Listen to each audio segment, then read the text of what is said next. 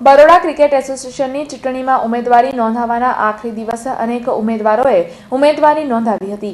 આગામી 15મી ડિસેમ્બરના રોજ બીસીએની ચૂંટણી યોજાનાર છે. ચૂંટણી આડે હવે માંડ સપ્તાહનો સમય બચ્યો છે, ત્યારે આજે ઉમેદવારી નોંધાવવાના આખરી દિવસે અનેક ઉમેદવારોએ પોતાની ઉમેદવારી નોંધાવી હતી.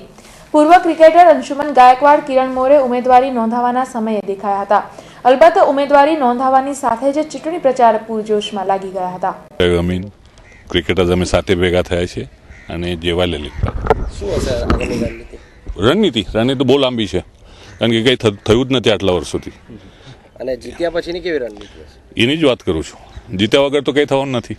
એ પહેલા હજુ ફોર્મ ભરાઈ ગયા છે બધા? આજે જ ફોર્મ સબમિટ કર્યા છે અમે લોકોએ, તો હવે કાલે ખબર પડશે.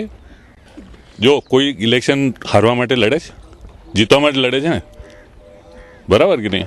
બસ જે નોમિનેશન ફોર્મ અમે ભર્યા છે, હવે આવતીકાલે સ્ક્રુટનાઇઝ કરીને જે પેનલ બહાર આવશે ખબર પડશે. અને જરૂર આઈ થિંક એક અમારું એક સ્પિરિટ છે બધાનું, અમારા ગ્રુપનું, અને અમે આ ચૂંટણી લડવા માગીએ છીએ અને ફેર એન્ડ સ્ક્વેર ઇલેક્શન થાય અમે માગીએ છીએ. સર, ફોર્મને બધું તો બહુ સારી રીતે ગયા છે, બધા સારા ભરાયા છે, શું લાગે?